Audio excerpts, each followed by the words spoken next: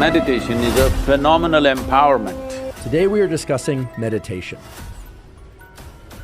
Meditation. Meditation is Meditation. easier to Meditation. meditation is Meditation. Meditation यानी कि ध्यान।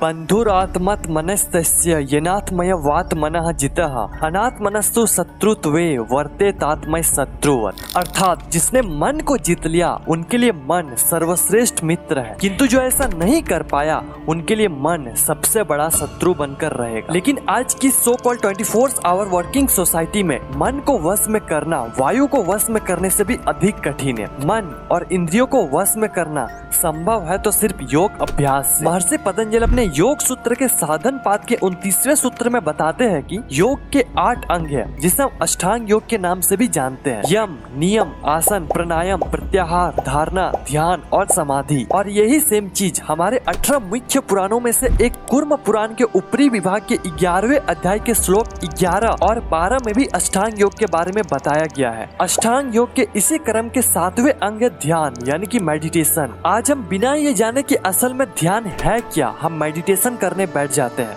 और ऐसा ध्यान समय के नष्ट के अलावा और कुछ भी नहीं। मैं आपसे सिर्फ 10 सेकंड लेता हूँ। इस 10 सेकंड में आप किसी भी ऑब्जेक्ट पर फोकस करना। मैं एक साउंड चला देता हूँ, आप उस पर भी ध्यान लगा सकते हैं। 3, 2, 1 स्टार्ट।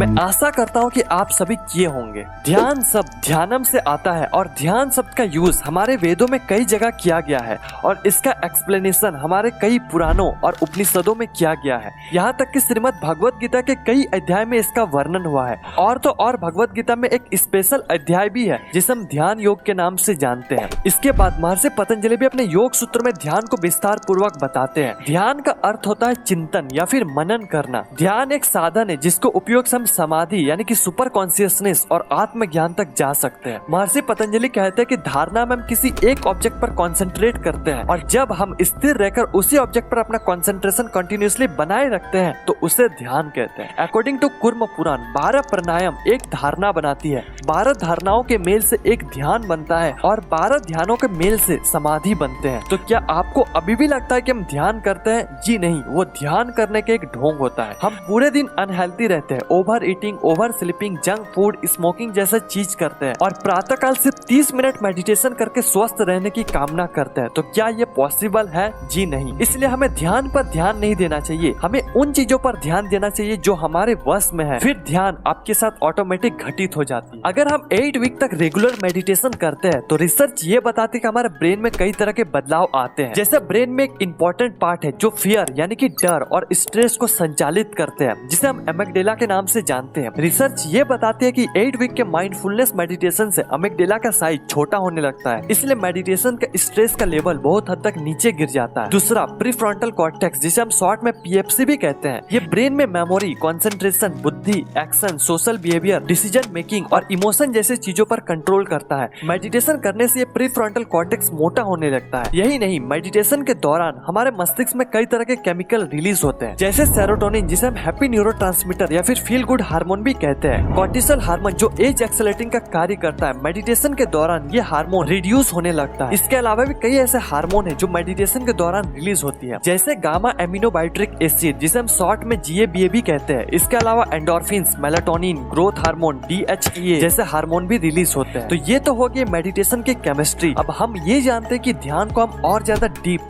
और पावरफुल कैसे बनाएं। ये जानने के बाद हम ध्यान के एक सिंपल टेक्निक के बारे में भी जानेंगे जो गीता में भी लिखा है और स्वामी विवेकानंद भी इसका प्रैक्टिस करते हैं। तो अब हम जानते हैं कि ध्यान देने से पहले हमें किन चीजों का ध्यान रखना चाहिए। तो इसके लिए मैं महर्षि पतंजलि जी के योग सूत्र का सहारा लूंगा। जैसे कि मैंने बताया कि अष्टांग योग यानी कि योग के 8 अंग यम, नियम, आसन, प्राणायाम, प्रत्याहार, धारणा, ध्यान और समाधि। ये अष्टांग योग एक सीढ़ी की तरह है। यदि हम एक एक करके सारे सीढ़ी चढ़ते जाएंगे तो हमें योग से अनेक लाभ प्राप्त होंगे। जैसे यम से हम अपना एक्सटर्नल डिसिप्लिन का सुधार करते हैं, नियम से हम अपना इंटरनल डिसिप्लिन का सुधार करते हैं, आसन से हम अपना पोस्चर का सुधार करते हैं। प्राणायाम से श्वास की शुद्धि होती है, प्रत्याहार से इंद्रियों की शुद्धि होती है, धारणा से मन शुद्ध होता है, ध्यान से असीमितता यानी कि अहंकार, अभिमान, गौरव, आत्मसम्मान का सुधार होता है तथा समाधि से चित्त का सुधार होता है। ये 8 अंग में से 3 अंग यम, नियम और आसन हमारे शरीर से संबंध रखता है। प्राणायाम, प्रत्याहार, धारणा मन से संबंधित रखता है और ध्यान जीव से संबंधित रखता है। इसी को कुछ इस तरह बताया गया कि हमारे बॉडीज के 7 चक्र में से मणिपुर, स्वादिष्ठान और मूलाधार चक्र शरीर से संबंधित रखता है। आजना, विशुद्धि, अनाहत चक्र मन से संबंधित रखता है और सहस्त्र चक्र ध्यान से संबंधित रखता है और समाधि में हम शून्य यानी कि सुपर कॉन्शियसनेस के स्टेज में पहुंच जाते हैं। अष्टांग योग का पहला नियम है यम यानी कि मॉरल प्रिंसिपल। इसमें हम अपना एक्सटर्नल डिसिप्लिन का सुधार करते हैं। इसके अंतर्गत महर्षि पतंजलि जी 5 नियम बताते हैं। पहला,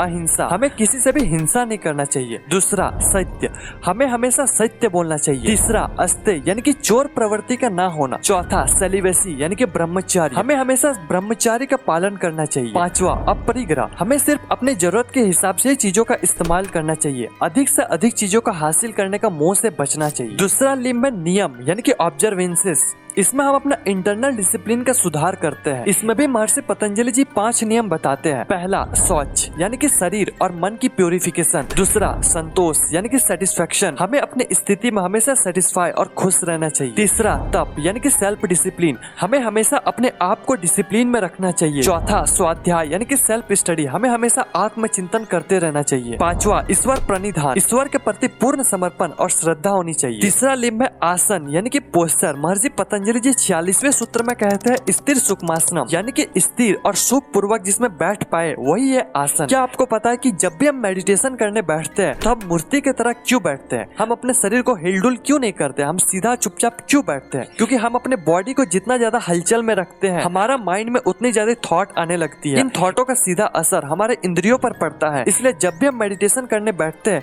तो हमारा बॉडी पूरी तरह से रिलैक्स और बिना हलचल किए मेडिटेट करने बैठते हैं। बैठे बैठे पाँव हिलाना, हाथों से इशारा करना, आंखों की पुतलियों को निरंतर चलते रहना, मुंह से कुछ कुछ बड़बड़ाना, होठों का हिलाना आदि लक्षणों से ज्ञात होता कि उसके मन में विचार चल। इसलिए इस सूत्र में कहा गया कि आसन चाहे किसी भी प्रकार का हो किंतु जिसमें आप लंबे समय तक स्थिर अवस्था एवं सुख पूर्वक बैठ पाए वही आसन आपके लिए श्रेष्ठ है। चौथा अंग है प्राणायाम यानी कि ब्रीथ कंट्रोल। इसमें हम अपने सांसों को कंट्रोल करते हैं। अगर हम मेडिटेशन के दौरान डिफरेंट थॉट आते रहते हैं तो हम सांसों पर ध्यान लगाकर इन थॉटों को कम कर सकते हैं। प्राणायाम से हमारे रेस्पिरेटरी सिस्टम के सारे पार्ट सुचारू रूप से चलने की मदद करती है। फिफ्थ लिंब है प्रत्याहार यानी कि इंद्रियों पर संयम रखना। कई बार ऐसा होता है कि जब आप एक इंद्रियों पर नियंत्रण रखते हैं तो दूसरा इंद्रिया कंट्रोल के बाहर चली जाती है। एक साथ सभी इंद्रियों पर नियंत्रण कैसे रखे इस बात को प्रत्याहार में समझाया गया है। प्रत्याहार को डीप में समझाना इस वीडियो के सिलेबस के बाहर है। जब अष्टांग योग के 5 अंग हम अच्छी तरह से फॉलो कर लेते हो तो उसके बाद आती है सिक्स्थ लिंब धारणा यानी कि कंसंट्रेशन। इसमें हम अपने मन और माइंड को किसी एक जगह कंसंट्रेट करते हैं, इसी को धारणा कहा गया है। इसके बाद उस ऑब्जेक्ट या फिर जो भी चीज है जिस पर आप कंसंट्रेशन करना स्टार्ट किए उस पर अपना कंटिन्यूअसली कंसंट्रेशन बनाए रखने को ध्यान कहा गया है और यही अष्टांग योग का 7th लिंब है। जब हम ध्यान पर पूरी तरह से खो जाते हैं और जब आपका ध्यान बार बार लगने लगता है तब एक वक्त ऐसा आता है कि ध्यान की स्थिति टूटती नहीं और इस अवस्था में आप समाधि में चले जाते हैं। ये थे पतंजलि के अष्टांग योग। जितना हो सके उतने शॉर्ट में बताने का कोशिश किया। ये योग प्रैक्टिस सभी के लिए नहीं है। अगर आप इस पर कंप्लीट वीडियो चाहते हो तो आप मुझे नीचे कमेंट्स में बताना, इसके ऊपर कंप्लीट वीडियो बना दूंगा। अभी हम कुछ प्रैक्टिकल टिप्स के बारे में बात करते हैं जिसके मदद से हम मेडिटेशन कर पाए। तो हम मेडिटेशन किसी भी एक्सटर्नल या फिर इंटरनल ऑब्जेक्ट पर कर सकते हैं। इंटरनल मेडिटेशन में जैसे हम अपने सांसों पर ध्यान लगा सकते हैं, हमारे थर्ड आई की जगह पर ध्यान लगा सकते हैं और एक्सटर्नल मेडिटेशन में हम किसी भी बाहरी ऑब्जेक्ट पर अपना ध्यान लगा सकते हैं। अकॉर्डिंग टू भगवत गीता हमें ध्यान शुरू करने से पहले हमें ध्यान के लिए तैयार होना चाहिए। अब मैं आपको ध्यान करने का स्टेप बाय स्टेप प्रोसेस बताता हूँ जो भगवत गीता में लिखा है। भगवत गीता चैप्टर 6 ध्यान योग के श्लोक 11 और श्लोक 12 में श्री कृष्ण बताते हैं कि योग अभ्यास के लिए हमें किसी शांत और पवित्र जगह में योग करना चाहिए। हमारा आसन ना तो बहुत ज्यादा ऊंचा हो और ना ही बहुत ज्यादा नीचा, हमें अपने कंफर्ट के हिसाब से आसन होना चाहिए। इसके बाद आराम से बैठ जाए और अपने मन, इंद्रियों तथा कर्मों को वश में करते हुए तथा मन को एक बिंदु पर स्थित करके हृदय के लिए योग अभ्यास करें। योग अभ्यास करने वाले को चाहिए कि वो अपना शरीर, गर्दन और सिर को सीधा रखे। और नाक के अगले सिरे पर दृष्टि लगाए, कुछ यहाँ पर। ऐसा करने से हमारे मन में आने वाले इनफाइनाइट थॉट्स खत्म हो जाती है और हम सिर्फ एक ही चीज पर ध्यान करते हैं। ऐसा करने के बाद भी हमारा मन शांत नहीं होता है और हमारा माइंड में अनलिमिटेड थॉट आते रहते हैं। तो इसका सॉल्यूशन क्या है? इसके लिए श्री कृष्ण कहते हैं कि यस, हमारा मन को शांत करना मुश्किल है, बट हम इसे अभ्यास यानी कि प्रैक्टिस से ठीक कर सकते हैं। इसके लिए कोई स्ट्रेट फॉरवर्ड टेक्निक नहीं है। बस आज के लिए इतना ही। तत्वम असि, हर प्राणी ब्रह्म स्वरूप है। तुम अंदर से वही हो जो तुम बाहर ढूंढ रहे हो। तुम्हारा होना ही वही है। हम जिस पूर्णता को बाहर खोज रहे हैं वो हमारे अंदर ही विद्यमान है। छांदोग्य उपनिषद सामवेद।